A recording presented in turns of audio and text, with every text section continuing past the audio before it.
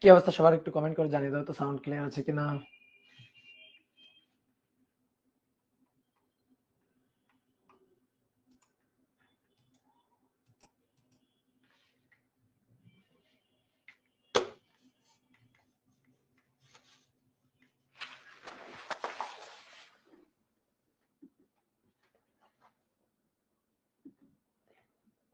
ওকে, তো সবাই একটু দ্রুত কমেন্ট করো তো সাউন্ড ক্লিয়ার আছে কিনা দেখি।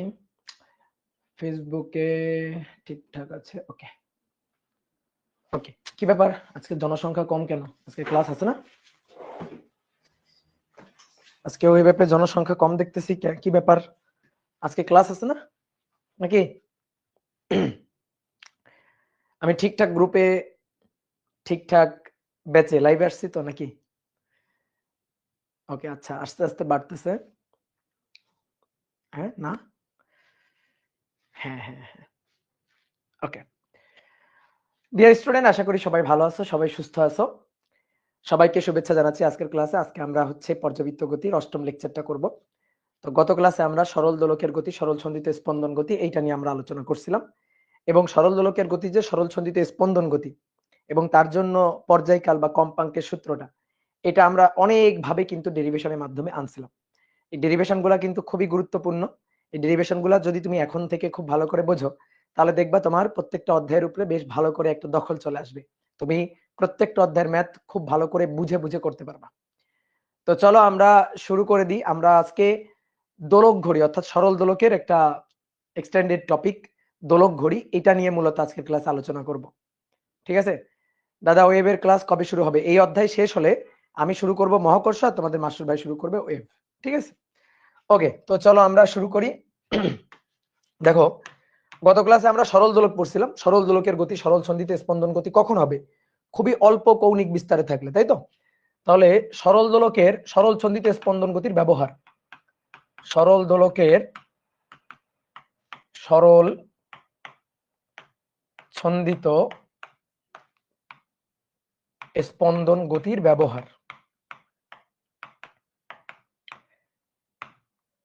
আমরা সরল দোলকের সরল ছন্দিত স্পন্দন গতিকে কাজে লাগিয়ে কিছু বেশ গুরুত্বপূর্ণ কাজ করতে পারি। তো তার মধ্যে খুবই গুরুত্বপূর্ণ একটা হচ্ছে, এক নম্বরটা হচ্ছে কোন স্থানের অভিকর্ষ ত্বরণ নির্ণয়। কোন স্থানের অভিকর্ষ ত্বরণ নির্ণয়, অভিকর্ষজ ত্বরণ নির্ণয়। আমরা একটা সরল দোলকের সাহায্যে সরল সন্ধিত স্পন্দন তৈরি করে কোন স্থানের অভিকর্ষ ত্বরণের মানটা নির্ণয় করতে পারি। দুই নম্বরটা হচ্ছে পাহাড়ের উচ্চতা নির্ণয়। একটা দোলক ঘড়িকে, মানে সরল দোলককে, সরল সন্ধিত স্পন্দন গতি সম্পন্ন সরল দোলককে তুমি যদি কোনো একটা পাহাড়ের চূড়ায় নিয়ে যাও অথবা খনির অভ্যন্তরে নিয়ে যাও, তাহলে তুমি কিন্তু ওই সরল দোলকের সাহায্যে তুমি পাহাড়ের উচ্চতা বা খনির গভীরতা তুমি নির্ণয় করতে পারবা। তাহলে পাহাড়ের উচ্চতা বা খনির গভীরতা নির্ণয়ের কাজে ব্যবহার করা হয়। পাহাড়ের উচ্চতা বা খনির গভীরতা নির্ণয়ে ব্যবহার করা হয়, ব্যবহার করা হয়। আর একটা হচ্ছে দোলক ঘড়ির কাজে, দোলক ঘড়ির সাহায্যে সময় নির্ণয়ের কাজে। দেখো, আমরা যে ঘড়ি পরি, হাতে যে ঘড়িগুলা পরি, সেই ঘড়ি হচ্ছে ডিজিটাল ঘড়ি বা কাটার ঘড়ি। তো আগে যখন মনে করো যে মানুষ প্রথম সময় দেখার যন্ত্র অর্থাৎ ঘড়ি যখন আবিষ্কার করছে, তখন কিন্তু অনেক ধরনের ঘড়ি ছিল। পানি ঘড়ি, তারপরে বালু ঘড়ি, ঠিক তেমনি দোলক ঘড়ি। তো এই দোলক ঘড়ির সাহায্যে কিভাবে সময় নির্ণয় করা যায়? দোলক ঘড়ি মানে সরল দোলকের সরল ছন্দিত স্পন্দন। এই সরল ছন্দিত স্পন্দন সম্পন্ন একটা সরল দোলক, সেটাকে আমরা দোলক ঘড়ির মতো ব্যবহার করব এবং তার সাহায্যে সময় নির্ণয় করতে পারবো। তাহলে দোলক ঘড়ির সাহায্যে, দোলক ঘড়ির সাহায্যে সময় গণনার কাজে, সময় গণনার কাজে সরল দোলকের সরল ছন্দিত স্পন্দন গতি ব্যবহার করা হয়। এই তিনটা ব্যবহার, ঠিক আছে? তো দেখো, এই দুইটা একই সাথে বোঝা যাবে। আমরা ডেরিভেশন করে এই দুইটা একই সাথে বুঝে নিব। কোন স্থানে অভিকর্ষ ত্বরণ নির্ণয়, এটাকে তোমাকে গত ক্লাসে আমি কিন্তু বলছি।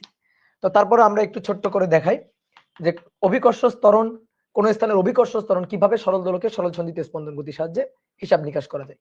তাহলে সরল দোলকের সাহায্যে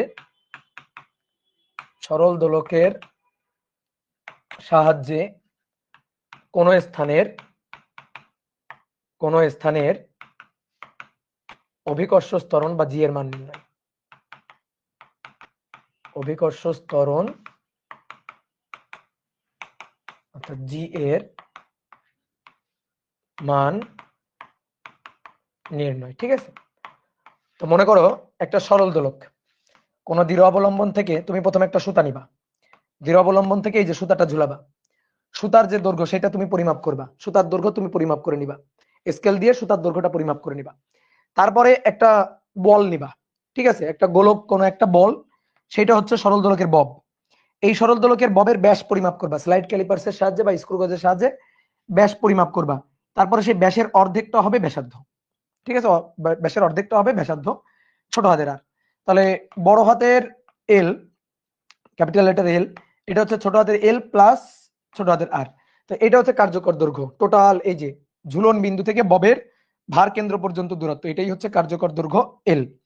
এবার এই সরল দোলকটাকে অল্প কৌণিক বিস্তারে, ঠিক আছে, অবশ্যই থিটার মানটা 4 ডিগ্রির কম বা তার সমান হইতে হবে, অল্প কৌণিক বিস্তারে নিয়ে ছেড়ে দিবা, এভাবে দুলতে থাকবে, এভাবে দুলতে থাকবে।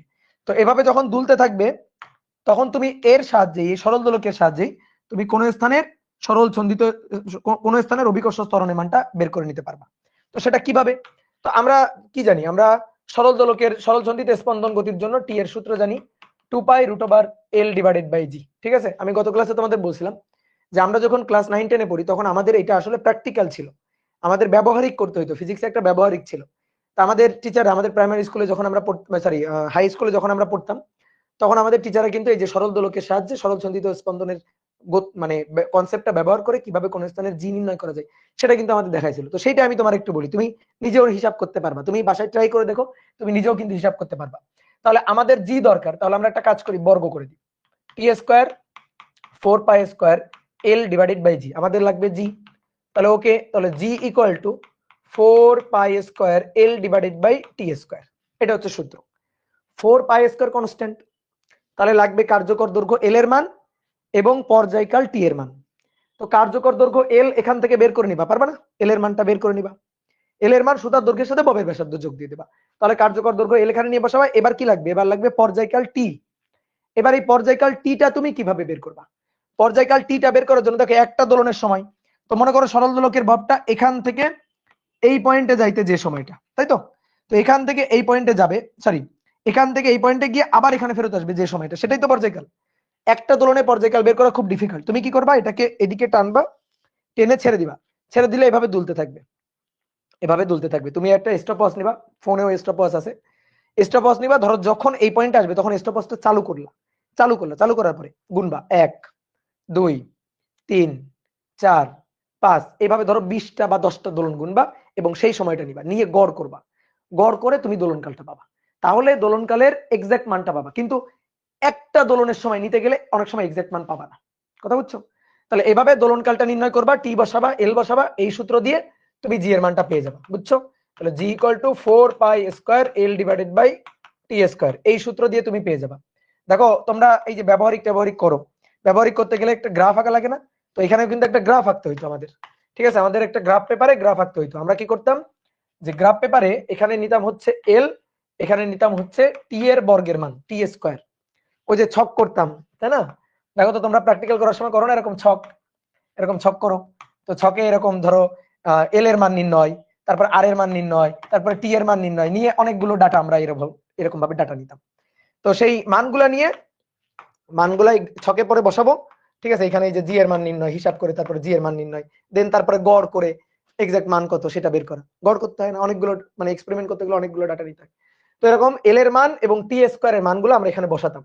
তো বসালে গ্রাফ ধরো এই একটা পয়েন্ট পাইতাম, এই একটা পয়েন্ট পাইতাম, এই একটা পয়েন্ট পাইতাম, এরকম পয়েন্ট পাইতাম, দেন তারপরে আমরা এরকম একটা দাগ দিতাম, এরকম একটা দাগ দিতাম। তো দাগ দেওয়ার পরে কি করতাম, এর ঢাল স্লোপটা বের করতাম। দেখো এটা এল, এটা T², তাহলে এই যে এইটুকু এল আর এটা T², তাহলে এর যে স্লোপটা, এর যে ঢালটা হইতো, এর যে ঢাল থেটা, ট্যান থেটা, এই ট্যান থেটা বা ঢাল এটা ইকুয়াল টু তো L divided by T square. তাহলে আমরা কি করতাম, এখান থেকে এই স্লোপটা বের করে ফেলতাম, এই যে কোণ বের করে এই ট্যান থেটা নিতাম, সেই স্লোপটা ট্যান থেটার মানটা এখানে এনে বসাইতাম। অনেক সময় কিন্তু সৃজনশীল প্রশ্ন লাগবে, ধরো এরকম একটা গ্রাফ দিয়ে এই কোণের মানটা দিয়ে দিবে, এই কোণের মানটা দেওয়া থাকলে সেই কোণের ট্যান থেটাই এল বাই টি স্কয়ার এখানে বসাই দিবা, জি এর মান পেয়ে যাবা। কথা বুঝছো, ঢালটাই ট্যান থেটা এবং ট্যান থেটা হচ্ছে L divided by T square, মানটা সুন্দর করে এখানে বসাই দিবা, বসাই দিলে ওই স্থানে জি পেয়ে যাবা। এইভাবেই কোন স্থানের জি এর মানটা সরল দোলকের সাহায্যে বের করা হয়। ঠিক আছে, লিনিয়ার হবে কেন, লিনিয়ার হবে কেন, কেন এল এবং টি স্কয়ারের গ্রাফ সরল রেখা হবে না, গত ক্লাসেই তো আমরা দেখছি এল এবং টি স্কয়ারের গ্রাফটা সরল রেখা হবে না, এটা তো আমরা গত ক্লাসেই দেখলাম। ভুলে গেছো এত তাড়াতাড়ি, এত তাড়াতাড়ি ভুলে গেলে হবে? আমরা যদি এল এবং টি বসাইতাম তাহলে বক্ররেখা পাইতাম, তাহলে সরল রেখার পাইতাম না। এই তো গুড, মনে পড়ছে। তাহলে এইভাবে আমরা কোন স্থানের জি এর মানটা বের করতে পারবো। তাহলে গেল সরল দোলকের একটা ব্যবহার গেল। এইবার আসো মূল যেটা আজকের ক্লাসে আমরা পড়তে চাই, সেটা হচ্ছে দোলক ঘড়ির সাহায্যে সময় নির্ণয় করা, এবং সময় নির্ণয় করার পরে সেটা দিয়ে এই কনসেপ্ট ব্যবহার করে পাহাড়ের বা খনির, পাহাড়ের উচ্চতা বা খনির গভীরতা নির্ণয় করা। এটা আজকে আমাদের দেখব। তো চলো তাহলে আমরা লিখে ফেলি, দোলক ঘড়ির সাহায্যে, দোলক ঘড়ির সাহায্যে সময় নির্ণয়। শোনো, দোলক ঘড়ি হিসাবে আমরা কাকে ব্যবহার করব? আমরা ব্যবহার করব সেকেন্ড দোলককে। গত ক্লাসে পড়ছি না, সেকেন্ড দোলক যার দোলন কাল কয় সেকেন্ড, 2 সেকেন্ড। অর্ধ দোলনের সময় 1 second, 1 second, 1 second, 1 second, 1 second, তাহলে এইভাবে 2 সেকেন্ড। তাহলে দোলক ঘড়ির সাহায্যে সময় নির্ণয়, এটা আমরা দোলক ঘড়ির সাহায্যে সময় নির্ণয় করতে চাই। তাহলে দোলক ঘড়ির সাহায্যে সময় নির্ণয় করার জন্য আমরা ব্যবহার করব সেকেন্ড দোলক। তিনটা ক্ষেত্র আছে, একটা হচ্ছে একেবারে ত্রুটি মুক্ত দোলক ঘড়ি, কোনো ত্রুটি নাই। আর একটা হচ্ছে ত্রুটিযুক্ত দোলক ঘড়ি, দুইটা ত্রুটি, একটা ফাস্ট চললে আর একটা স্লো চললে। তো আসতেছে এক এক করে। তাহলে প্রথমে লিখো কেস 1। কেস 1 হচ্ছে ত্রুটি মুক্ত দোলক ঘড়ি, কোনো ত্রুটি নাই, ত্রুটি মুক্ত দোলক ঘড়ি। দেখো খুবই সহজ কনসেপ্ট, কিন্তু অনেকে বই পড়ে এটা বুঝতে পারে না, তো খুব ভালো করে খেয়াল করো, দেখো সবই বুঝে যাবে এবং খুবই মজার। ত্রুটি মুক্ত দোলক ঘড়ি, কোনো ত্রুটি নাই। মনে করো আজকে থেকে দুনিয়াতে সমস্ত কাটার ঘড়ি, ডিজিটাল ঘড়ি সব উঠে গেছে, এখন সময় পরিমাপ করতে হবে। তো সময় আমরা কেমনে পরিমাপ করব? সময় পরিমাপ করব সেকেন্ড দোলকের সাহায্যে। তাহলে তুমি কি করবে, একটা সেকেন্ড দোলক তৈরি করে ফেলবা। সেকেন্ড দোলক কিন্তু তুমি তৈরি করতে পারো না? গত ক্লাসে শিখিয়েছি না, সেকেন্ড দোলকের কার্যকর দৈর্ঘ্যের মান কত হইতে হবে, 99 পয়েন্ট সামথিং এত সেন্টিমিটার। তাহলে তুমি কি করবে, এরকম কার্যকর দৈর্ঘ্যের একটা সরল দোলক বানাই ফেলবা, এবং সেটাকে অল্প কৌণিক বিস্তারে যদি দুলতে দেওয়া হয় তাহলে সেটা সেকেন্ড দোলক হবে, যার দোলনকাল হবে 2 সেকেন্ড এবং প্রত্যেকটা অর্ধ দোলনের সময় হবে 1 সেকেন্ড। তাহলে এরকম একটা সেকেন্ড দোলক তুমি তৈরি করে ফেলবা। সেকেন্ড দোলকের ধরো এই প্রান্ত থেকে এই প্রান্তে, এখান থেকে এখানে গিয়ে আবার এখানে আসতে যে সময়টা, সেটা হচ্ছে দোলনকাল টি, এবং সেই দোলনকাল টি হচ্ছে 2 সেকেন্ড। তাহলে এইদিকে আসতে 1 সেকেন্ড অর্ধ দোলন, আবার যাইতে 1 সেকেন্ড।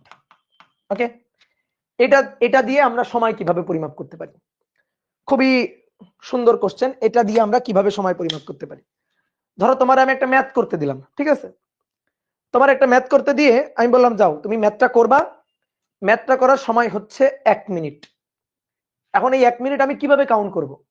আমার কাছে কোনো ডিজিটাল ঘড়ি নাই, আমার কাছে কোনো কাটার ঘড়ি নাই, তাহলে আমি এই 1 মিনিট কিভাবে পরিমাপ করব? তো 1 মিনিটে কয় সেকেন্ড? 60 সেকেন্ড। তাহলে আমি তোমাকে বলবো নাও শুরু করো, রেডি, 1 2 3, একটা দোলক ঘড়ি নিব, এই যে দোলক ঘড়ি ধরো, এটা একটা দোলক ঘড়ি নিব, দোলক ঘড়ি নিয়ে রেডি 1 2 3 বলে ধরো স্টার্ট করব। আমি বলবো নাও লেখা শুরু করো, ম্যাথটা করা শুরু করো, ম্যাথটা করা শুরু করো। তো আমি তখন তোমাকে বললাম নাও শুরু করো, তুমি শুরু করলা, ম্যাথটা করা শুরু করলা, আমিও টাইম কাউন্ট করা শুরু করব। কিভাবে আমি টাইম কাউন্ট করা শুরু করব? এইভাবে, স্টার্ট 1 2 3 4 5 6 7 8 9 10 11 12, এইভাবে গুনতে থাকবো। এইভাবে গুনে যখন 60 হবে তখন আমি বলবো স্টপ, লেখা থামাও, কারণ 1 মিনিট হয়ে গেছে। বুঝলা কিভাবে? অর্ধ দোলনের সময় 1 সেকেন্ড, অবশ্যই সেকেন্ড দোলক হইতে হবে, এটা কিন্তু সেকেন্ড দোলক হইতে হবে, সেকেন্ড দোলক ছাড়া কিন্তু হবে না। তাহলে সেকেন্ড দোলকের এই যে 1 সেকেন্ড 1 সেকেন্ড 1 সেকেন্ড 1 সেকেন্ড। তাহলে এভাবে আমি কয়বার গুনবো? 60 বার, 60টা অর্ধ দোলন গুনবো। 1 2 3 4 5 6 এইভাবে 60 বার গুনবো, 60 সেকেন্ড হবে। 60 সেকেন্ড মানে 1 মিনিট, আমি বলবো টাইম আপ। কি কথা বুঝছো? তাহলে এইভাবে আমরা দোলক ঘড়ির সাহায্যে সময় পরিমাপ করতে পারবো। কথা বুঝলা? তাহলে দোলক ঘড়ির সেকেন্ড দোলক ত্রুটি মুক্ত সেকেন্ড দোলকের দোলনকাল টি হচ্ছে 2 সেকেন্ড। তাহলে একটি পূর্ণ দোলনের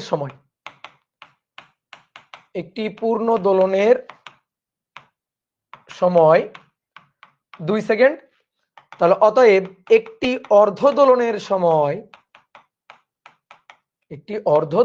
সময় কয় সেকেন্ড? 1 সেকেন্ড।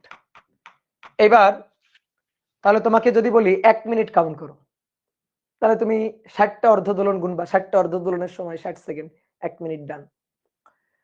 আমি যদি তোমাকে বলি না 1 ঘন্টা কাউন্ট করো, ধরো একটা পরীক্ষা নিচ্ছি, পরীক্ষার টাইম 1 ঘন্টা, এখন ঘড়ি নাই, ধরো কাটার ঘড়ি নষ্ট হয়ে গেছে, তারপরে কোনো ডিজিটাল ঘড়ি নাই আমার হাতে, মোবাইলের ঘড়িও নষ্ট, তাহলে এখন সময় কিভাবে পরিমাপ করো? তাহলে তাড়াতাড়ি সিলিং থেকে ধরো একটা সরল দোলক সেকেন্ড দোলক ঝুলাই দিব, দিয়ে পরীক্ষা শুরু হবে, এটাকে টেনে ছেড়ে দিব, বলবো রেডি 1 2 3 স্টার্ট। তারপরে কাউকে একজনকে বেতন দিয়ে দাঁড় করে রাখবো যে ভাই তুই গুনবি খালি 1 2 3 4 5 6 এভাবে কতবার গুনবি? বলো কতবার গুনবে?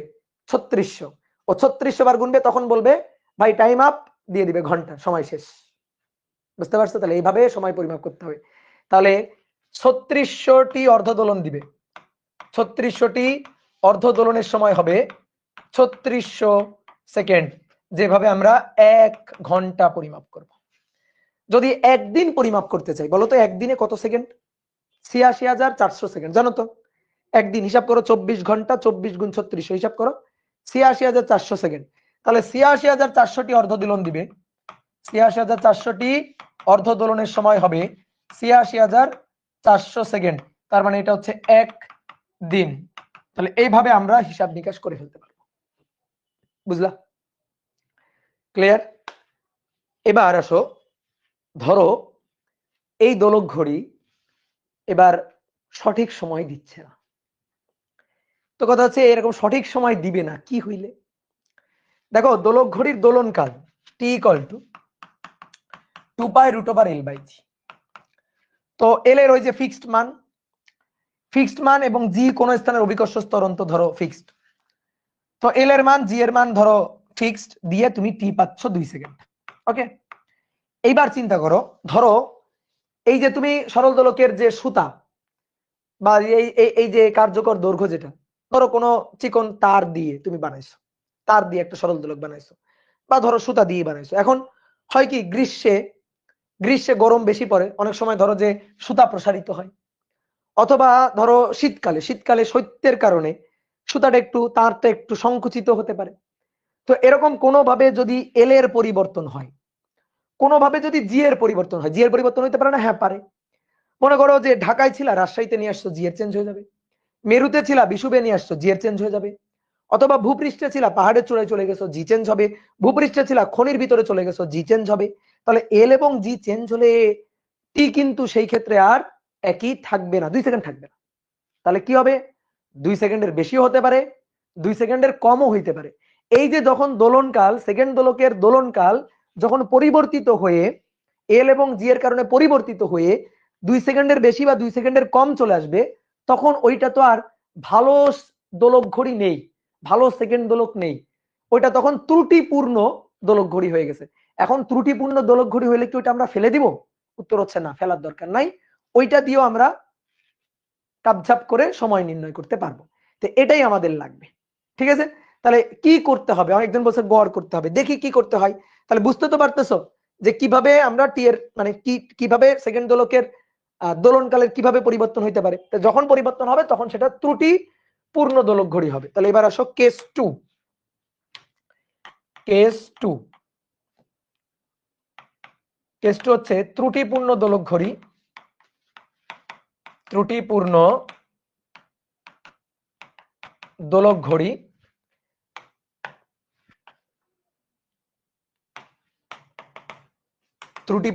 ঘড়ি ধরো ফাস্ট চললে, সেকেন্ড দোলকের দোলনকাল ছিল 2 সেকেন্ড।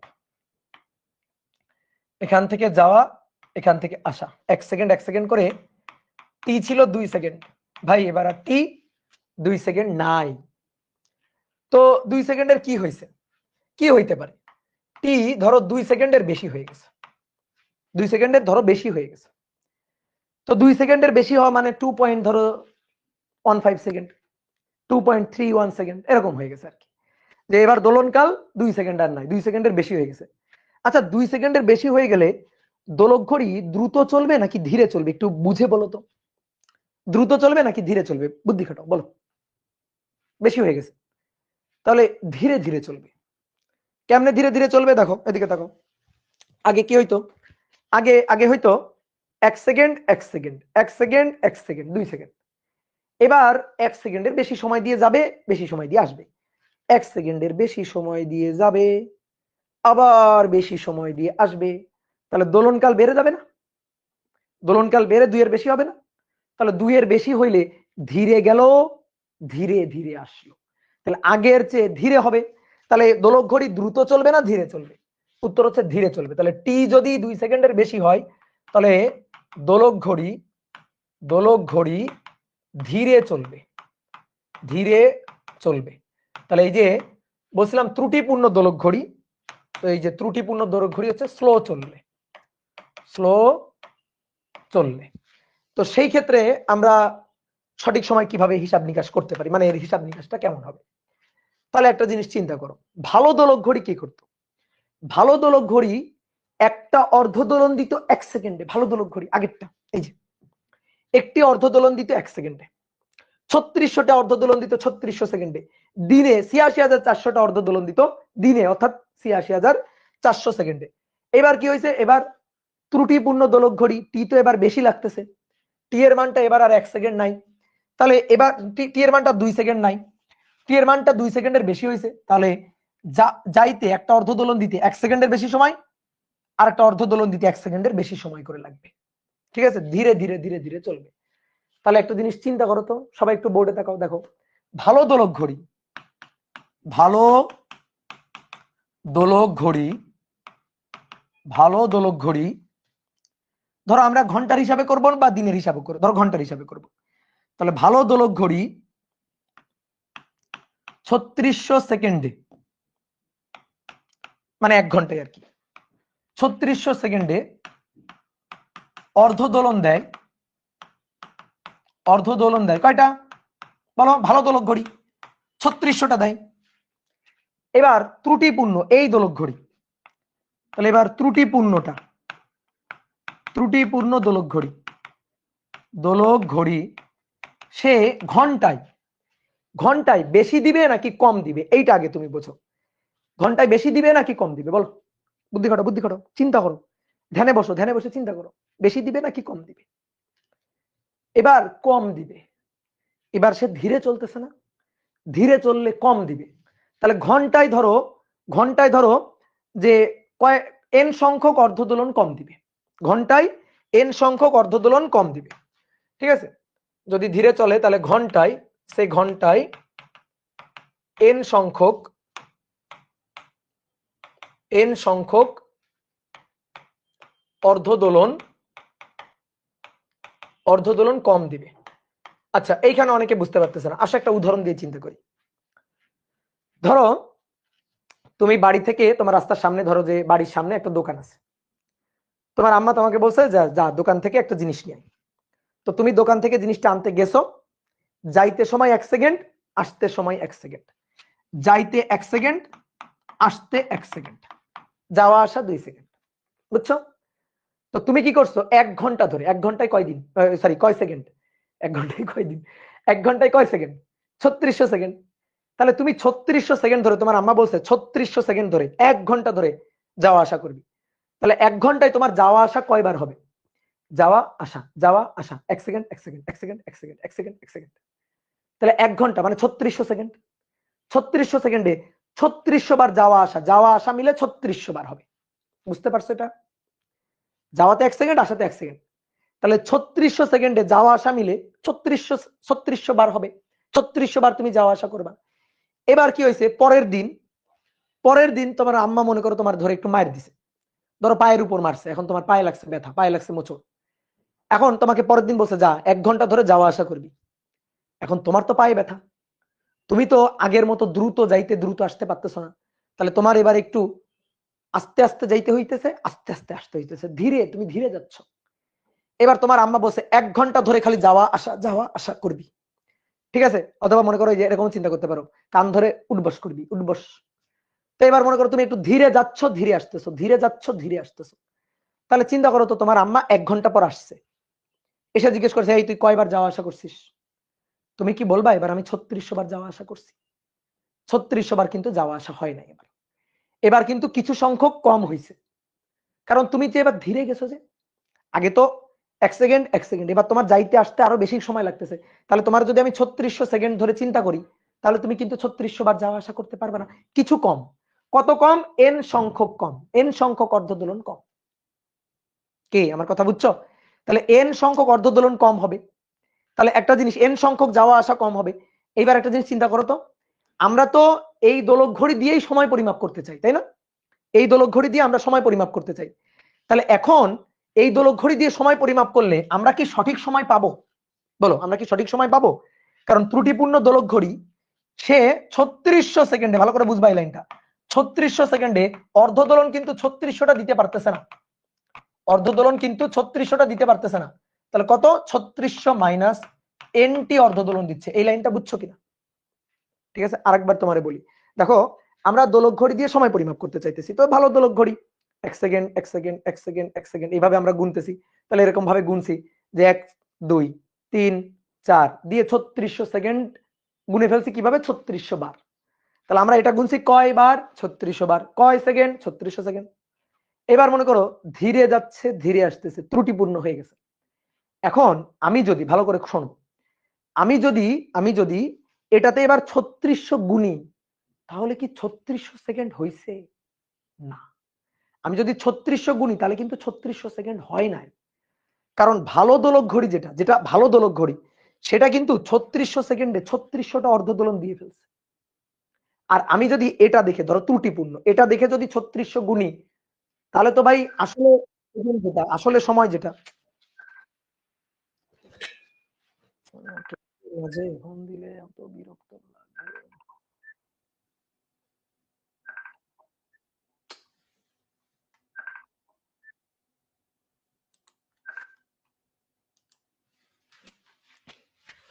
ওকে, এবার আসো। তাহলে 3600 আমি যদি এবার 3600 বার গুনি, 1 2 3 এভাবে যদি 3600 বার গুনি, তাহলে কিন্তু 3600 সেকেন্ড হবে না, 3600-র বেশি হয়ে যাবে, 3600-র বেশি হয়ে যাবে আসলে। ঠিক আছে, আসলে কিন্তু 3600-র বেশি হয়ে যাবে। কারণ ভালো দোলক ঘড়ি দেখো 3600টা অর্ধদোলন দিচ্ছে 3600 সেকেন্ডে, কিন্তু যেটা ত্রুটিপূর্ণ ঘন্টা কিন্তু 3600 সেকেন্ডই আছে, ঘন্টা। কিন্তু দোলন কয়টা হয়েছে? অর্ধদোলন কয়টা হয়েছে? 3600 মাইনাস এন হয়েছে। তাহলে সময় কিন্তু 3600 সেকেন্ড, প্রকৃত সময় 3600 সেকেন্ড, কিন্তু অর্ধদোলন 3600 থেকে এন সংখ্যক কম হয়েছে। তাহলে ধরো এন সংখ্যক কম হয়েছে, ধরো কয়টা কম হয়েছে? 10টা কম হয়েছে, ধরো 10টা কম হয়েছে, ঠিক আছে, 10টা কম হয়েছে। তাহলে 3600 থেকে 10 বাদ দাও, কত হয় বলো? 3600 থেকে 10 বাদ দাও, তাহলে 3 5 90, তাহলে 3590 হবে। ঠিক আছে, তাহলে চিন্তা করো, ধরো যে বোঝে না, ধরো আমি একজন লোককে রাখছি, তারে বলছি ভাই তুমি কি করবা, তুমি এটার এই অর্ধদোলন গুনবা 1 2 3 এভাবে গুনবা, যতবার অর্ধদোলন গুনবা সময় হবে তত। তাহলে যে ধরো অত কিছু বুঝে না, ঠিক আছে, আমি জানতেছি যে এটা ত্রুটিপূর্ণ, আমি জানতেছি, কিন্তু ধরো তুমি জানতেছো না, আমি বলছি গুনো যে কয়বার অর্ধদোলন সেই কয় সেকেন্ড সময়। তাহলে তুমি অর্ধদোলন গুনবা হচ্ছে 3590টা, তুমি বলবা ভাই সময় হয়েছে 3590 সেকেন্ড, কিন্তু আসলে সময় হয়েছে এত সেকেন্ড, আসলে আসলে কিন্তু 1 ঘন্টা হয়ে গেছে। তাহলে তুমি যখন গুনতেছো 3590 সেকেন্ড, তখন কিন্তু আসলে 3600 সেকেন্ড হয়ে গেছে। তাহলে তোমার ঘড়ি কিন্তু এবার সঠিক সময় দিচ্ছে না, বুঝলা? তাহলে তোমার ঘড়ি স্লো হয়ে গেছে, দেওয়ার কথা বলার কথা 3600 সেকেন্ড, কিন্তু তুমি বলতেছো 3590 সেকেন্ড। কয় সেকেন্ড কম বলতেছো বলো? কয় সেকেন্ড কম বলতেছো বলো? কমেন্ট করো, কয় সেকেন্ড কম বলতেছো তুমি? 10 সেকেন্ড কম বলতেছো, বুঝছো? তাহলে এই যে মাইনাস এন, তাহলে এন সেকেন্ড কম বলতেছো। তাহলে কি হচ্ছে, ঘড়ি n সেকেন্ড স্লো হয়ে গেছে, ঘড়ি ঘন্টায় n সেকেন্ড স্লো হয়ে গেছে রে ভাই, বুঝলা? এটাই হচ্ছে কাহিনী। তাহলে এখন আসো, দেখো এখন আসো, আচ্ছা বলো এর যে দোলনকাল, এই দোলনকাল তো আর টি নেই, এই যে দোলনকাল টি 2 সেকেন্ড, এটা তো আর নাই। ধরো এটা হয়ে গেছে টি প্রাইম বললাম, যে এই টি প্রাইম এটা আমরা বের করতে চাই। এই টি প্রাইমটা কত হয়েছে, 2 সেকেন্ড নাই, টি প্রাইম এটা 2 এর বেশি হয়ে গেছে, তো এটা কত হয়েছে সেটাই আমরা চাই। তাহলে দোলনকাল মানে দুটো অর্ধ দোলনের সময়, বুঝো? দোলনকাল 1 2 কয়টা অর্ধ দোলনের সময়, 2টা অর্ধ দোলনের সময়। ওকে গুড, 2টা অর্ধ দোলনের সময়। তাহলে তাহলে এই দোলক ঘড়ি 3600 মাইনাস n, এতটি অর্ধ দোলন দেয়, অর্ধ দোলন দেয় 3600 সেকেন্ডে। অতএব একটি অর্ধ দোলন দেয় 3600 মাইনাস n সেকেন্ডে।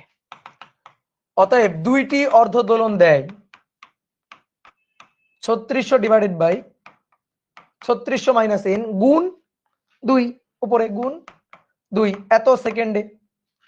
বলো এই লাইনটা পড়ো, দুইটি অর্ধ দোলন দেয়,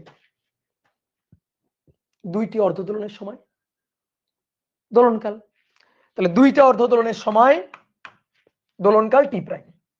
তাহলে টি প্রাইম হবে 3600 গুণ 2 ডিভাইডেড বাই 3600 মাইনাস n। এটাই হচ্ছে এই যে ত্রুটিপূর্ণ দোলক ঘড়ির পরিবর্তিত দোলনকালের সূত্র। ডান? ওকে, বুঝতে পারছো? ক্লিয়ার? কত সহজ, কত সহজ। এবার তাহলে কেস 3টা তোমরা পারবা, তোমরা নিজেরাই আমারে বুঝাই দিতে পারবা। আসো দেখি কেস 3। কেস 3, ত্রুটিপূর্ণ দোলক ঘড়ি, ত্রুটিপূর্ণ দোলক ঘড়ি। এবার ত্রুটিপূর্ণ দোলক ঘড়ি ফাস্ট চললে, এবার হবে ফাস্ট চললে, যদি এবার দ্রুত চলে, তাহলে দোলক ঘড়ি সঠিক সময় দিচ্ছে না, এখান থেকে এখানে যাওয়া আবার এখানে ফেরত আসা, এই সময়টা টি আর 2 সেকেন্ড নাই, টি প্রাইম হয়ে গেছে, এবং টি প্রাইম হয়ে গেছে 2 সেকেন্ডের কম, পর্যায়কাল দোলনকাল 2 এর কম হয়ে গেছে, 2 এর কম হয়ে গেলে তখন ফাস্ট চলবে, দ্রুত চলবে। কেমনে দ্রুত চলবে? আচ্ছা দেখো, চিন্তা করো, আগে যাচ্ছিল এভাবে 1 2 3 4, 1 সেকেন্ড 1 সেকেন্ড, এবার 1 সেকেন্ডের আরো কমে যাচ্ছে, আরো কমে আসতেছে, আরো কমে যাচ্ছে, আরো কমে আসতেছে, তাহলে তাড়াতাড়ি না? তাহলে তাড়াতাড়ি মানে ফাস্ট চলতেছে, বুঝছো? তাহলে দোলনকাল যখন কমে যাবে তখন ফাস্ট চলবে, দোলনকাল বেড়ে গেলে ধীরে যাবে ধীরে আসবে, দোলনকাল ফাস্ট দ্রুত যাবে দ্রুত আসবে, দ্রুত যাবে দ্রুত আসবে, স্পিড বেশি হয়ে গেছে। কথা বোঝা গেছে? ওকে, তাহলে দোলক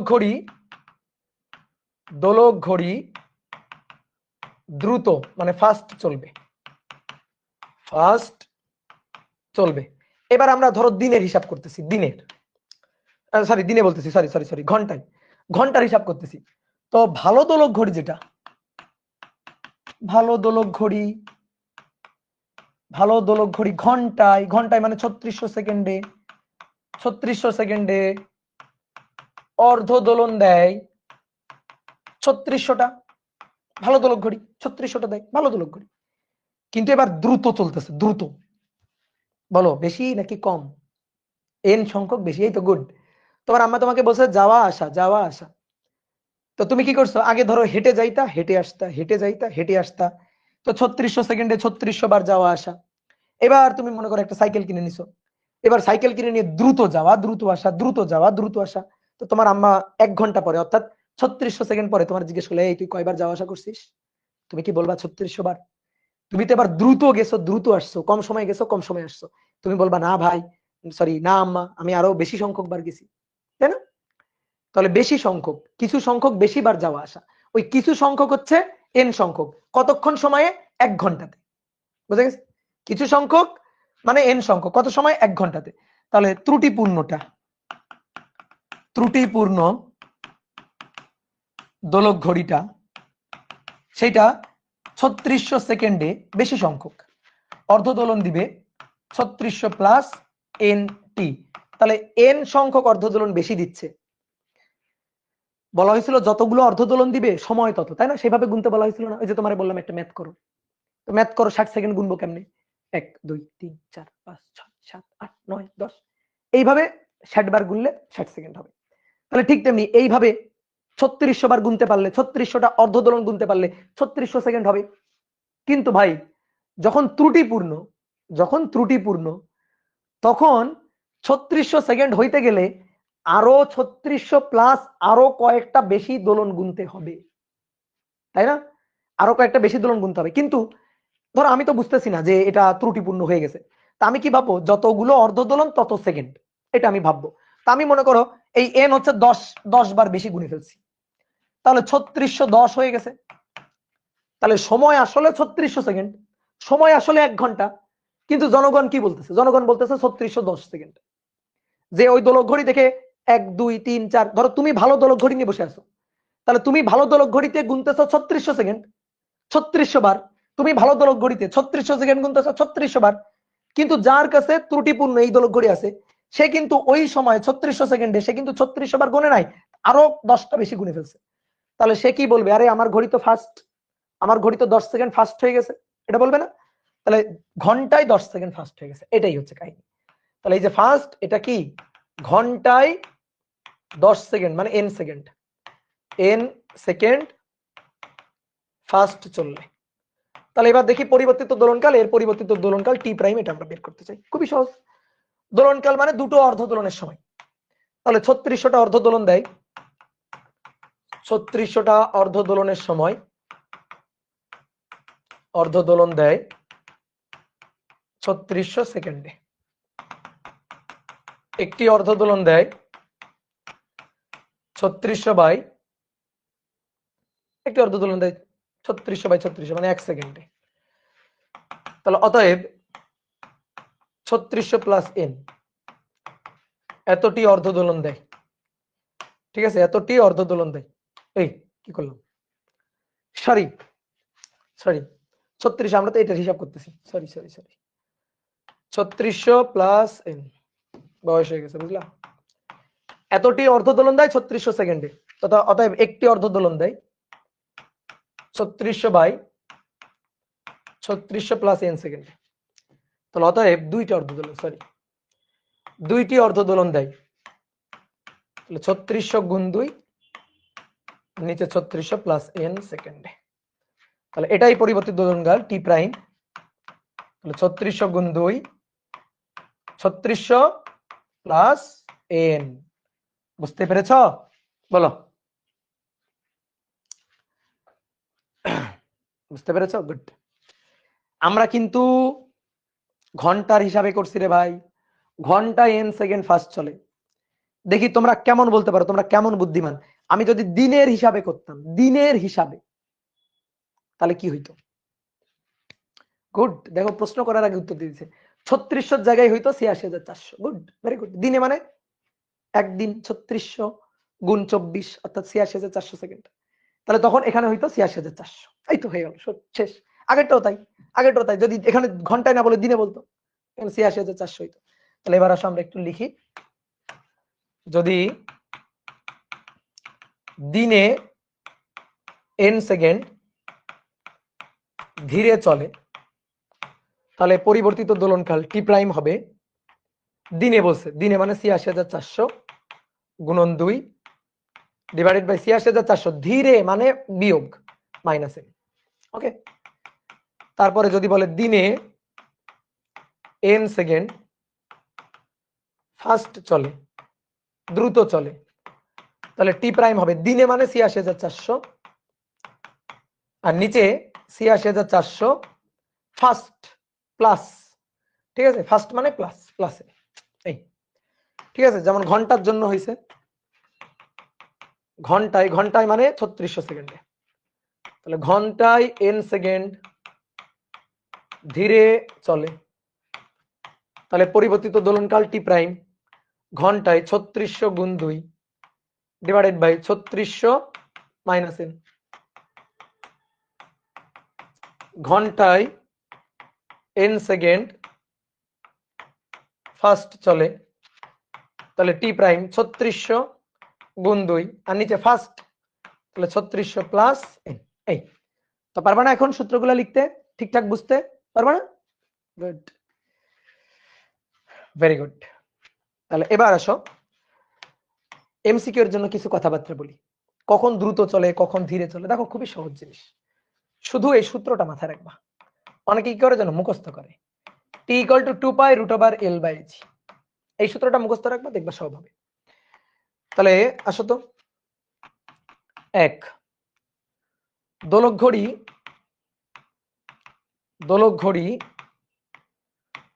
দ্রুত চললে, দোলক ঘড়ি দ্রুত চললে, আর এখানে লিখবো দোলক ঘড়ি, তোমরা আগে লিখো না এটা, দোলক ঘড়ি ধীরে চললে, ধীরে চললে। এবার দেখো সিকোয়েন্স গুলা খেয়াল করো, দেখো দোলক ঘড়ি যদি দ্রুত চলে, দ্রুত অনেক দ্রুত যদি চলে, তাড়াতাড়ি দ্রুত যাবে আসবে যাবে আসবে, তাহলে টি এর মান, এটা তো নরমালি 2 সেকেন্ড, তাহলে 2 সেকেন্ডের চেয়ে কম হবে না বেশি হবে? দ্রুত চললে কম হবে। তাহলে তোমার মাথায় রাখতে হবে এটা, যে পর্যায়কাল টি কম হতে হবে, পর্যায়কাল টি কম হতে হবে। যদি দোলক ঘড়ি ধীরে চলে তাহলে পর্যায়কাল বেশি হতে হবে, ধীরে ধীরে যাবে, অনেক বেশি সময় নিয়ে যাবে, তাহলে পর্যায়কাল টি বেশি হবে। এবার আসো নেক্সট দেখো, তাহলে টি এর মানটা কি বলছে, কম হবে। টি এর মান কম হবে কখন? টি এর সাথে 2 পাই তো ধ্রুবক, এর এর সম্পর্ক বর্গমূলের সমানুপাতিক, যে সম্পর্ক বর্গমূলের ব্যস্তানুপাতিক। টি এর মানটা কম হবে এল এর মানটা কম হলে, তাহলে কার্যকর দৈর্ঘ্য এল কম হলে, কার্যকর দৈর্ঘ্য এল কম হলে। এবার তাহলে বলো এল কম হবে কখন? এল কম হবে কখন? এল কম হবে, এল হচ্ছে দৈর্ঘ্য, সুতার দৈর্ঘ্য, শীতকালে, শৈত্যের ফলে দৈর্ঘ্য সংকোচন, তার শীতকাল আসলে দৈর্ঘ্য একটু সংকুচিত হবে, তাহলে তারের কার্যকর দৈর্ঘ্য কম হইতে হবে। এবার কার্যকর দৈর্ঘ্য কিভাবে কম হইতে পারে? আমি কমাইতে পারি, অথবা শীতকালে কম হইতে পারে। তাহলে শীতকালে শৈত্যের কারণে, শীতকালে শৈত্যের প্রভাবে, ঠিক আছে, শীতকালে শৈত্যের প্রভাবে এল এর মানটা কম হতে পারে। এবার কথা হচ্ছে কি, শুধু কি এল এর উপর ডিপেন্ড করে? এল এর উপর শুধু কি এল এর উপর ডিপেন্ড করে? ধরো এল এর কোনো পরিবর্তন হলো না, এল এর কোনো পরিবর্তন হলো না, জি এর পরিবর্তন হতে পারে না, তাহলে টি এর মানটাই যে টি এর মান পর্যায়কাল টি কম হবে যখন জি এর মান বেশি হবে, তাহলে জি বাড়লে, জিটা বাড়লে, বোঝা গেছে? জি এর মানটা কি হবে? বাড়লে। এবার আসো নিচের এটা লিখো না আগে, হ্যাঁ, কার্যকর দৈর্ঘ্য, আচ্ছা পর্যায়কাল টি বেশি হবে, টি বেশি হলে কার্যকর দৈর্ঘ্য বেশি হতে হবে, কার্যকর দৈর্ঘ্য এল বেশি হলে, কার্যকর দৈর্ঘ্য এল বেশি হলে। এবার এল কখন বেশি হবে? এল বেশি হবে হচ্ছে গরমকালে, গরমকালে।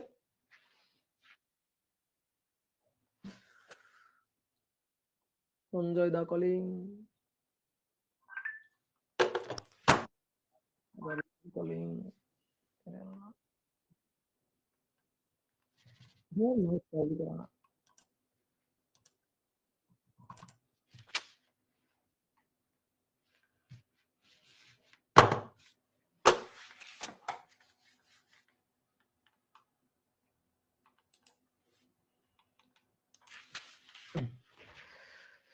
দেখো কার্যকর দৈর্ঘ্য এল বেশি হলে,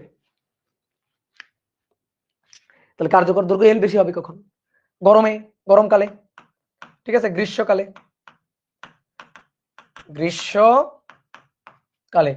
তাহলে গ্রীষ্মকালে তাপের প্রভাবে, বুঝলা? অথবা তুমি নিজেও বাড়াইতে পারো, ধরো তুমি সুতা বাড়াই দিলা, তাও হইতে পারে। এবার শুধু কি এটার উপর ডিপেন্ড করে? না, শুধু এটার উপর ডিপেন্ড করে না, জি এর উপরও ডিপেন্ড করে। তাহলে টি বেশি হবে জি কমলে। এইবার ভাই বলো তো জি কখন কমে? জি কখন কমে বলো তো? জিটা কমে কখন? জি এর মান কমলে। জি কখন কমে জানো? ভূপৃষ্ঠ থেকে পাহাড়ের উপর গেলে, ভূপৃষ্ঠে জি এর মান বেশি, তাহলে পাহাড়ের উচ্চতায় উঠলে, পাহাড়ের উচ্চতায় উঠলে, খনির অভ্যন্তরে গেলে, খনির অভ্যন্তরে গেলে, ঠিক আছে। তারপর আর কি হয়, আর হচ্ছে মেরুতে জি এর মান সবচেয়ে বেশি, বিষুবে সবচেয়ে কম।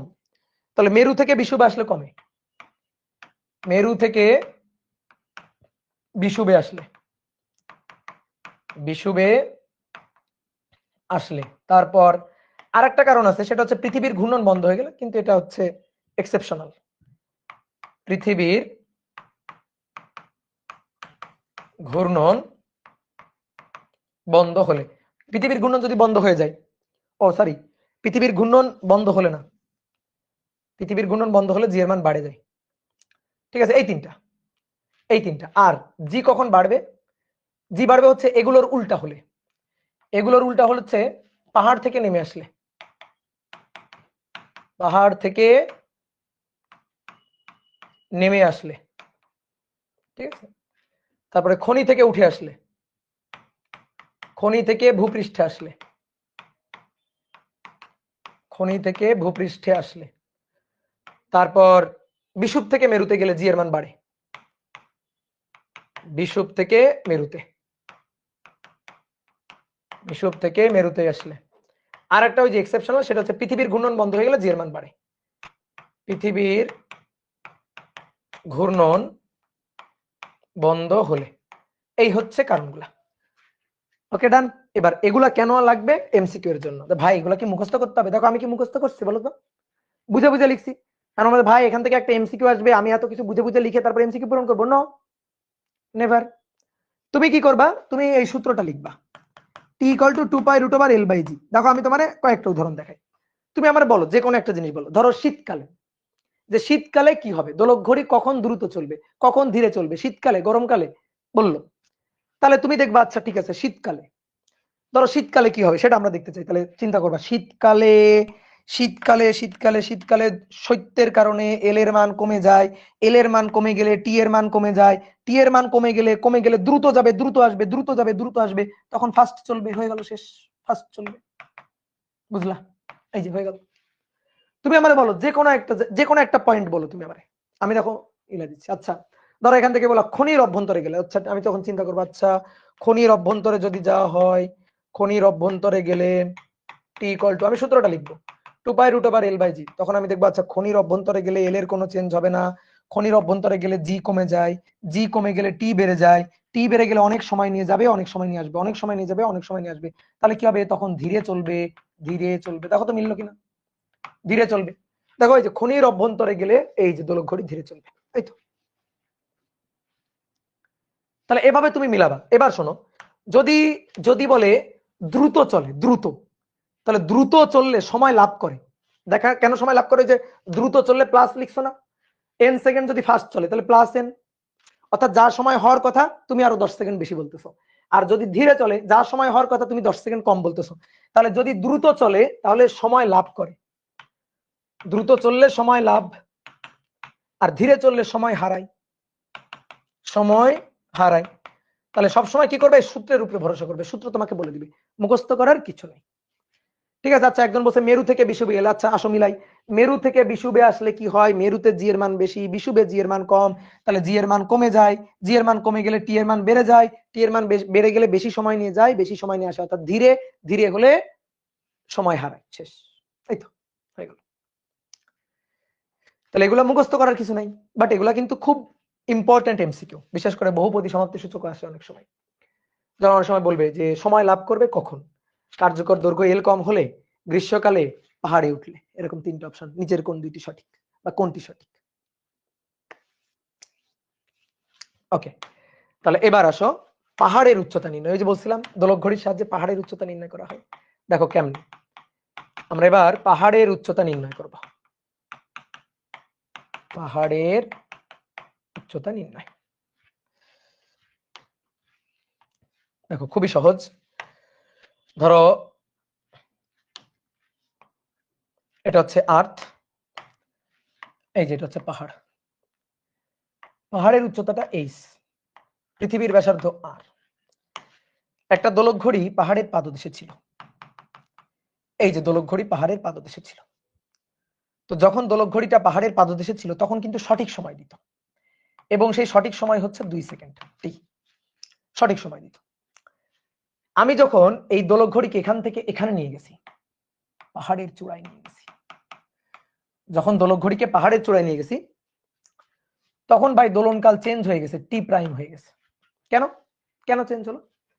কারণ হচ্ছে যখন পাহাড়ের চূড়ায় পাহাড়ের পাদদেশে ছিল তখন 2 pi root over L by জি, এল এর কোনো চেঞ্জ নাই, এল এখানেও যা ছিল এল এখানেও তাই আছে, এল এর কোনো চেঞ্জ নাই। বাট তুমি চিন্তা করো, তুমি বলো এই পয়েন্টে পাহাড়ের পাদদেশে এই পয়েন্টে জি এর মান যা, ভূপৃষ্ঠ থেকে এই উচ্চতা এই পয়েন্টে কি জি এর মান কি তাই?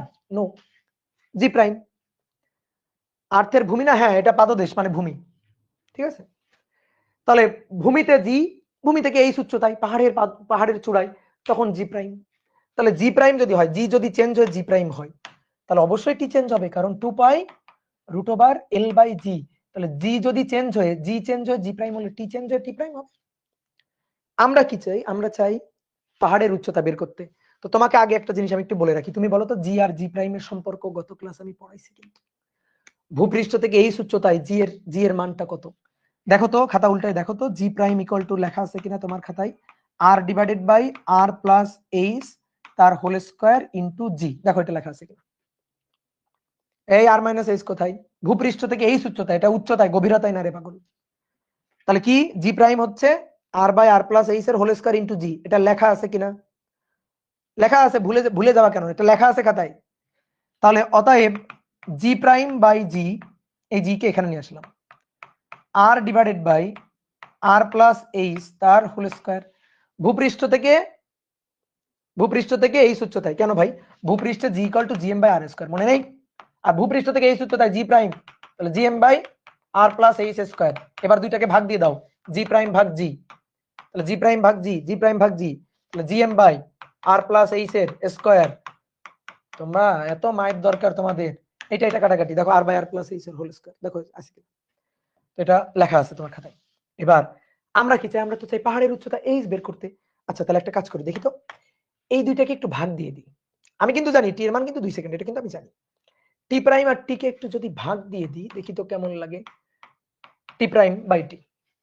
ঠিক আছে, ওই যে একটা ছিল না, একটা বাচ্চার ভিডিও ছিল, দেখি তো একটু খেয়ে কেমন লাগে, তো এরকম এই দুইটা ভাগ দিয়ে দেখি তো একটু কেমন লাগে। তাহলে T prime by T, 2 pi কাটা, 2 পাই কাটা ভাই, জি জি ও কাটা, তাহলে রুট ওভার 1 নং 2 নং, তো কি করছি 2 ভাগ 1 করছি। তাহলে T prime divided by T root over L by L তো কাটাকাটি, এল এল কাটাকাটি, 2 পাই রুট ওভার এল কাটাকাটি, টি প্রাইম বাই টি, তাহলে root over g by g prime. দেখো এটা আসে কিনা, ওকে, জি বাই জি প্রাইম, জি কাটবে না সরি, এল কেটে যাবে, তাহলে টি প্রাইম বাই টি, জি এর সাথে ব্যস্তানুপাতিক, তাহলে রুটের মধ্যে ব্যস্তানুপাতিক, তাহলে জি চলে যাবে উপরে, জি প্রাইম আসবে নিচে। এইবার আসো T prime divided by T, এটা equal to root over g by g prime. দেখো জি প্রাইম বাই জি মানে এটা, তাহলে জি বাই জি প্রাইম মানে উল্টা, এর উল্টা, তাহলে আর প্লাস এইচ ডিভাইডেড বাই আর তার স্কয়ার। এবার স্কয়ার রুট করলে উপরে আর প্লাস এইচ ডিভাইডেড বাই নিচে আর, ওকে। আবার এখানে এটা টি, ভাই এই টি এর মান কয় সেকেন্ড? 2 সেকেন্ড, টি এর মান 2, এই যে টি এর মান 2। আর এই টি প্রাইম কোথায়? টি প্রাইম হচ্ছে দেখো পাদদেশ থেকে এই উচ্চতায়।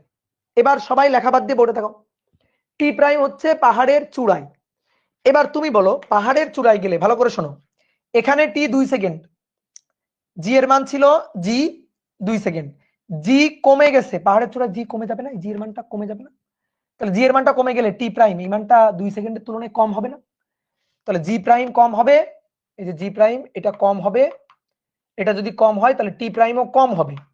তো টি প্রাইম যদি কম হয় তাহলে দ্রুত চলবে না ধীরে চলবে? বলো, সরি সরি টি প্রাইম তো বেশি হবে, সরি ব্যস্তানুপাতিক, সরি বেশি হবে। তাহলে টি প্রাইম যদি বেশি হয় তাহলে দ্রুত চলবে না ধীরে চলবে? ধীরে ধীরে চলবে। তাহলে দিনে বা ঘন্টায় তুমি যেভাবে চিন্তা করো না কেন, ঠিক আছে, ঘন্টা বা দিন যেটা চিন্তা করো না কেন, ধরো ধরো তাহলে ঘন্টায়, ঘন্টায় ধরো n সেকেন্ড কি হবে, ধীরে চলবে, ঘন্টায় n সেকেন্ড ধীরে চলবে। ঠিক আছে, তো ঘন্টায় যদি n সেকেন্ড ধীরে চলে তাহলে এই টি প্রাইম কি লিখতে পারি আমরা, বলো? ঘন্টায় যদি n সেকেন্ড ধীরে চলে তাহলে টি প্রাইম কি লিখতে পারি, ঘন্টায় 3600 গুণ 2 ডিভাইডেড বাই 3600 মাইনাস n। এটা নিয়ে এখানে টি প্রাইম বসাই দিই, তাহলে 3600 গুণ 2 আর নিচে 3600 মাইনাস n, তাহলে 3600 মাইনাস n। এবার ভাইয়া এই 2 আর এই 2 কাটাকাটি, তাহলে তুমি আর এর মান জানো 3600 মাইনাস n, এই nটা জাস্ট তোমারে বলে দিবে ঘন্টায় n সেকেন্ড ধীরে চলতেছে, একটা দোলক ঘড়িকে পাহাড়ে চড়ে নিয়ে গেছো, ঘন্টায় এত সেকেন্ড ধীরে চলে, সেই n এর মানটা জাস্ট তোমারে বলে দিবে, তুমি সুন্দর করে n এর মানটা এখানে বসাই দিবা, এই সূত্র দিয়ে তুমি হিসাব নিকাশ করে পাহাড়ের উচ্চতা বের করে ফেলবা। যে অতএব r plus h divided by r, পৃথিবীর ব্যাসার্ধ 6400 কিলোমিটার জানো তুমি, উপরে 3600 নিচে 3600 মাইনাস n, বুঝছো? এই সুন্দর করে এই সূত্রটা মাথায় রাখবা, তাহলেই কিন্তু হবে। ওকে, দেখো অনেক সময় হয় কি তুমি সূত্র ধরো ভুলে যাও, সূত্র ভুলে গেলে দেখো মনে রাখা যায়, মানে মানে কিছু ট্রিক্স মাথায় রাখবা। ধরো তুমি কোনোভাবে ধরো সূত্র ভুলে গেছো, বাট তোমার এইটুকু মনে আছে যে 3600 মাইনাস n, অথবা 3600 মাইনাস n 3600, এরকম কিছু একটা হবে, অর্থাৎ r plus h divided by r। এরপরে তুমি বুঝতে পারতেছো না, তোমার মাথায় আসতেছে না উপরে 3600 না নিচে 3600, 3600 মাইনাস n উপরে না 3600 মাইনাস n নিচে, তাহলে তুমি একটা কাজ করবা, চিন্তা করো r plus h divided by r, r plus h বেশি আর r তাহলে কম, r প্লাস এইচ r কোনটা বেশি, r প্লাস এইচ বেশি r কম, তাহলে চিন্তা করবো উপরে বেশি নিচে কম, তাহলে উপরে 3600 আর ধীরে চলে, তাহলে 3600 মাইনাস n, তাহলে 3600 মাইনাস n, এটা কম এটা বেশি, তাহলে সূত্র এটা হবে নিশ্চিন্তে। বুঝতে পারছো? একটু মানে একটু ধরো যে সূত্র থেকে একটু পিছলে গেলেও তুমি একটু বুদ্ধি টুদ্ধি খাটাবা, তাহলে এটা হচ্ছে পাহাড়ের উচ্চতা নির্ণয়ের সূত্র। ডান।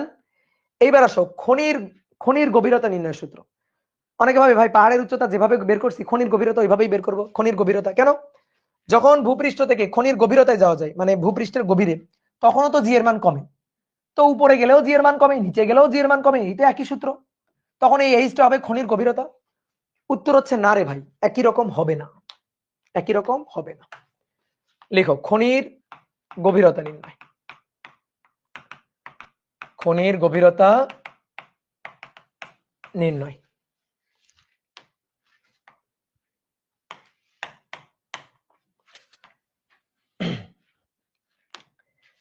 এবার খনির গভীরে যাবা তুমি, তাহলে দেখো দোলক ঘড়ি যখন ভূপৃষ্ঠে ছিল, এইখানে যখন একটা দোলক ঘড়ি ছিল, কার্যকর দৈর্ঘ্য এল, এই পয়েন্টে জি এর মান জি, তাহলে T equal to 2 pi root over L by g, সমীকরণ 1।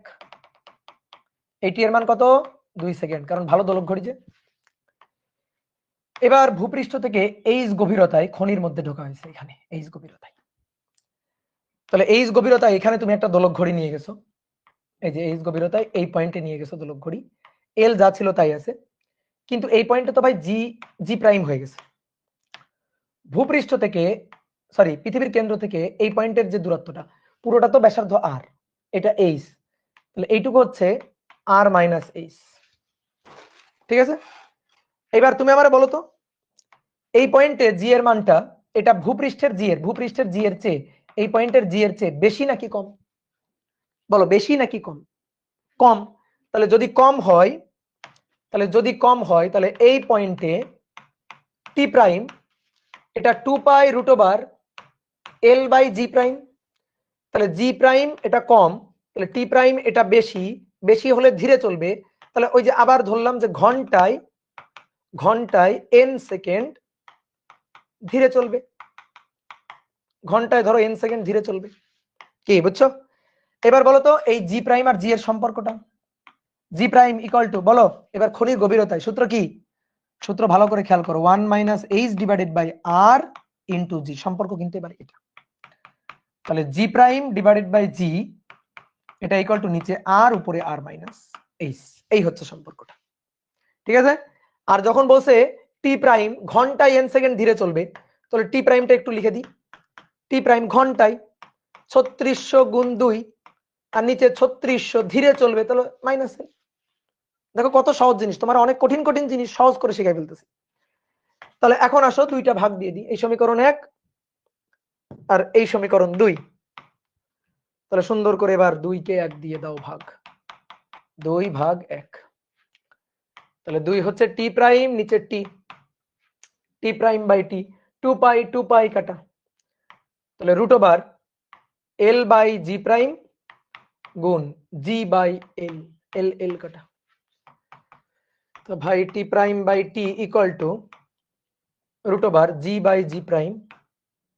এখন আসো আসো আগে এই কাজটা সেরে ফেলি। G by g prime, g by g prime মানে R by R minus S, নিচে টি, এই টি এর মান 2 সেকেন্ড, তাহলে এই যে 2 বসালাম, আর টি প্রাইম এটা 3600 গুণ 2, 3600 মাইনাস এন, 2 2 কাটা, তাহলে অতএব 3600 minus n equal to root over R by R minus s. এখানে কিন্তু রুট রে ভাই, বুঝতে পারছো? এখানে কিন্তু মাথায় রাখবে, এখানে কিন্তু রুট, এখানে রুট। তাহলে আগে এই পাশটা লিখি, হ্যাঁ, বক্স করার জন্য।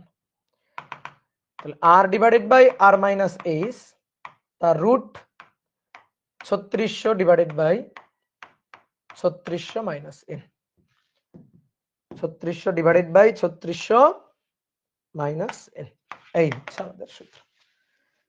ঠিক আছে, তাহলে এই হচ্ছে দুইটা, এই একটা আর এই একটা। এটা কি ছিল? ঘন্টায় ছিল। অনেক সময় দেখবা তোমার প্রশ্নে বলছে দিনে, বলুক সমস্যা কি, দিনে বলুক সমস্যা নেই তো, দিনে বললে, দিনে বললে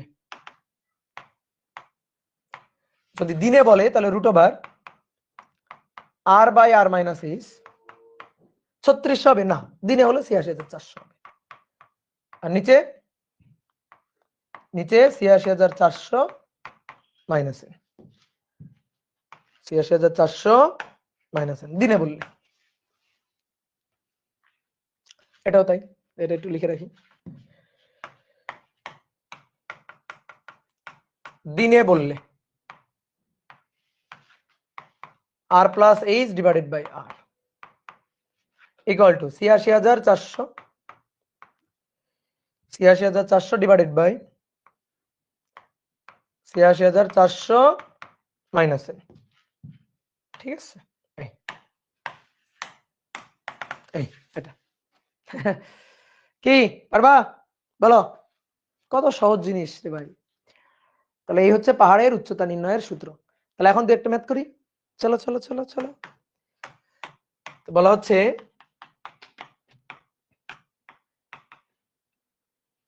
একটি সরল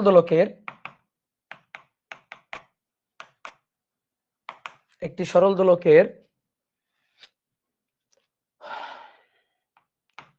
কার্যকর দৈর্ঘ্য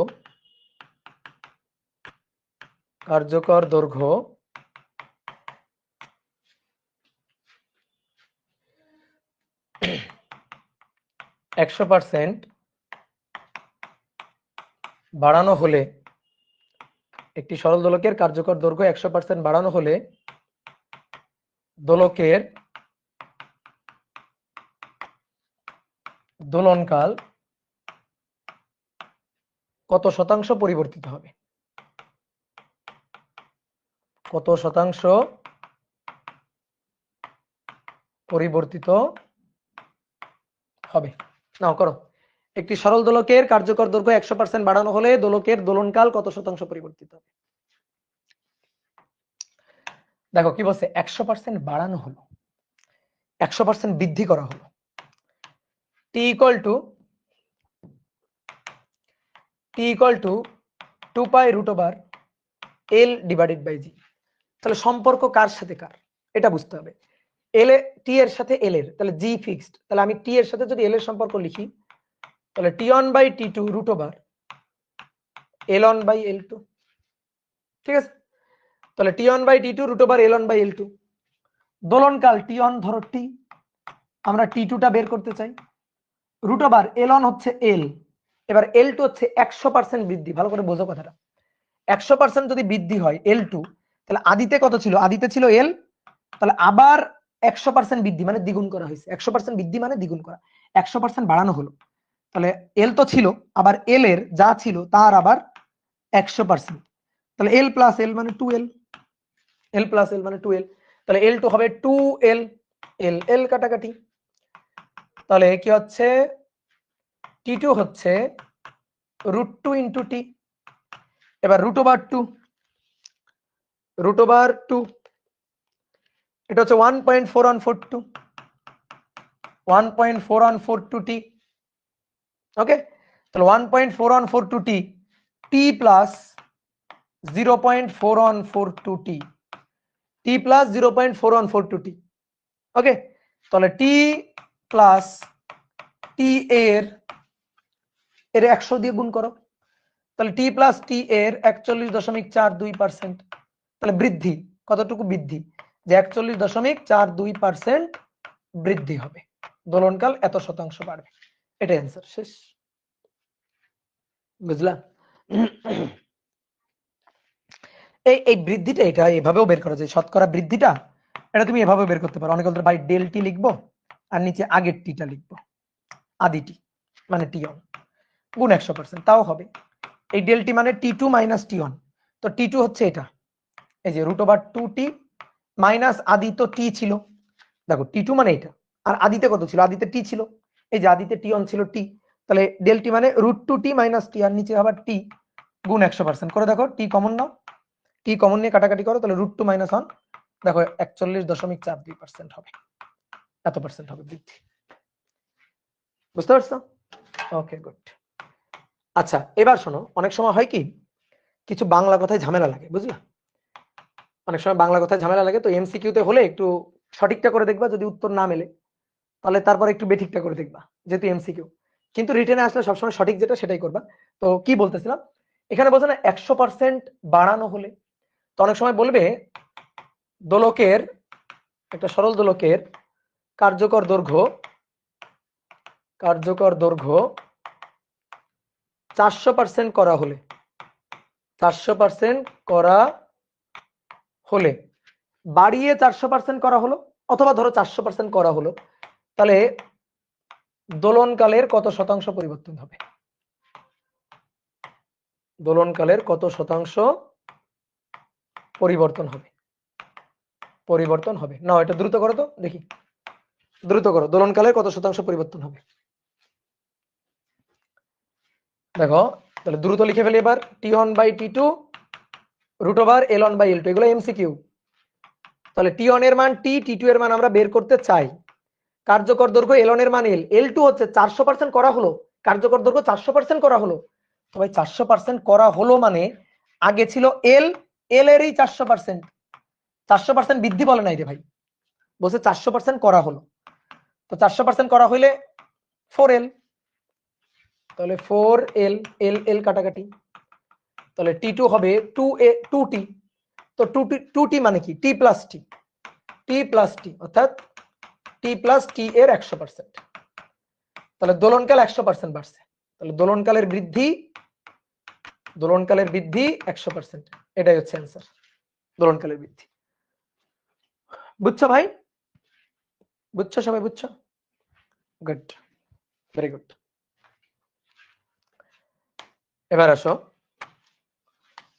বলা হচ্ছে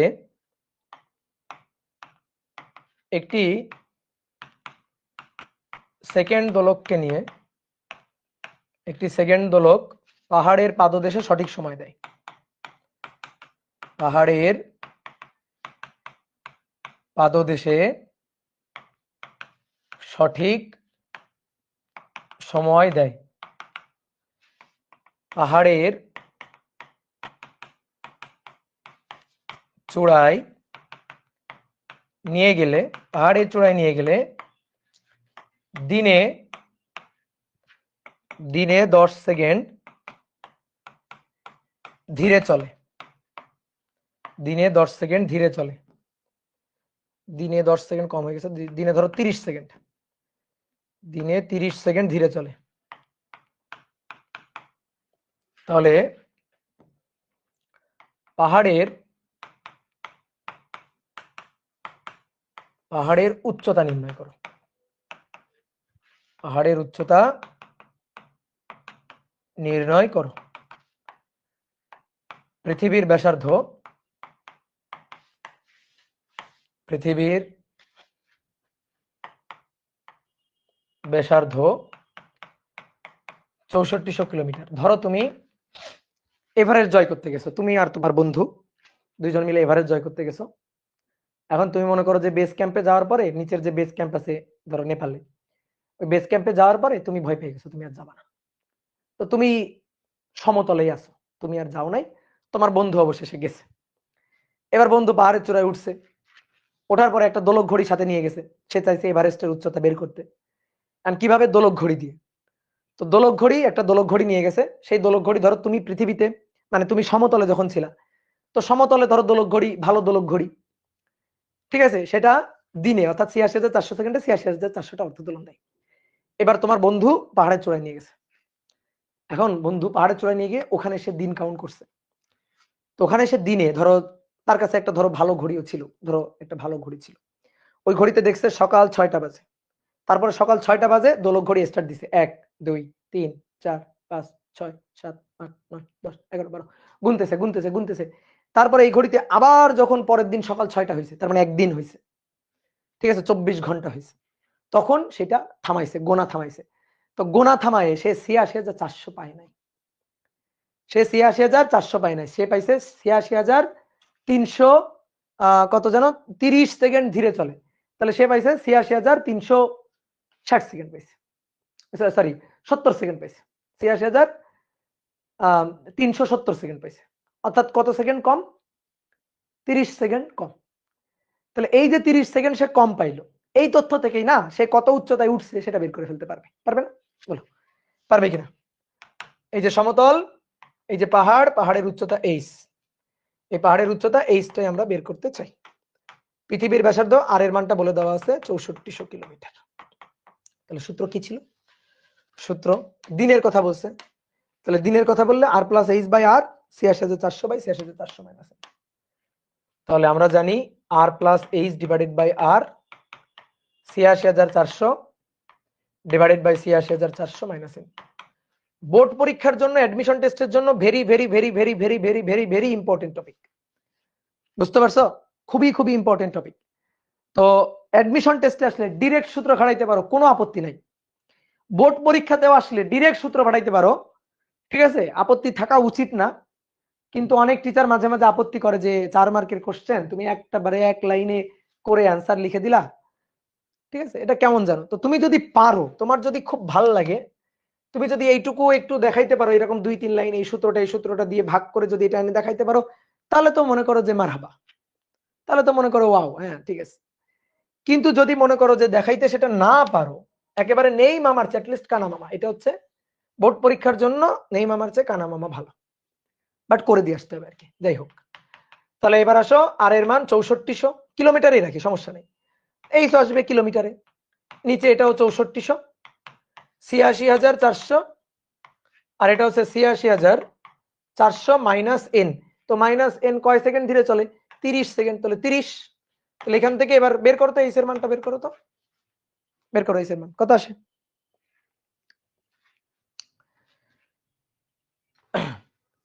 স্যার ডিরেক্ট সূত্র দিয়ে করলে হবে, এক্সামে রিটার্নে কি বললাম এতক্ষণ তো এই প্রশ্নের উত্তরই দিলাম। তাহলে 2.22 কিলোমিটার, ওকে, এটাই হচ্ছে आंसर।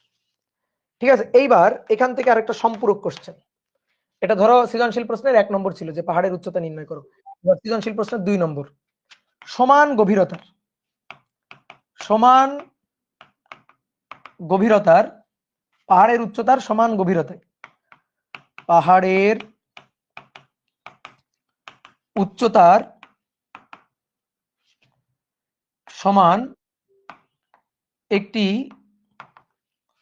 খনির গভীরে দোলকটিকে নিয়ে গেলে,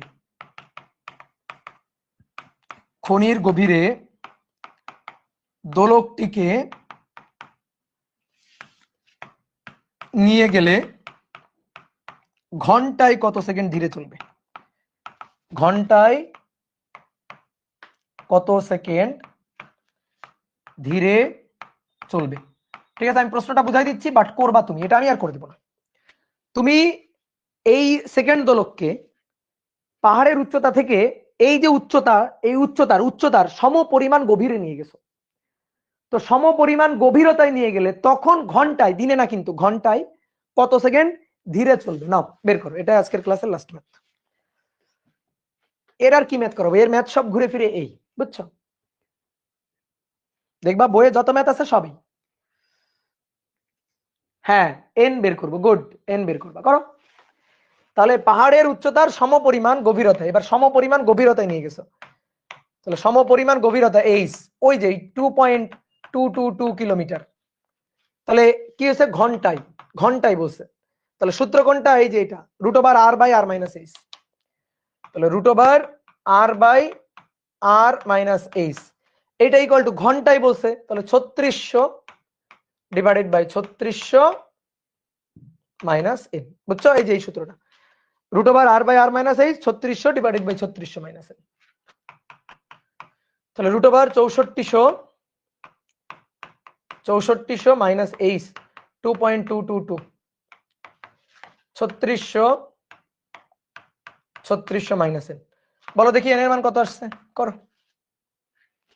এন এর মান আসছে 0.625। ওকে, তাহলে 0.625 এত সেকেন্ড, তাহলে ঘন্টায় এত সেকেন্ড, এক সেকেন্ড হয় না আসলে।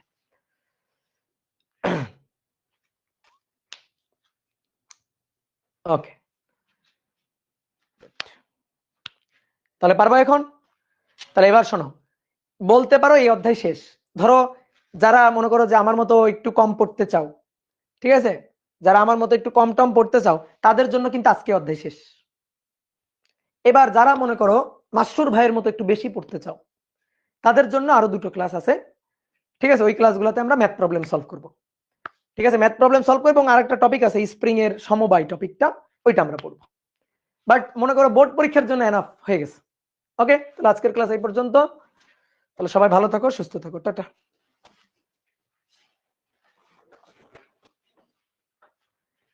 হ্যাঁ, এখন আমার টানা ক্লাস, পরের দিনও কি আমার ক্লাস? হ্যাঁ, আমার টানা ক্লাস নিয়ে শেষ করে দিব তোমাদের।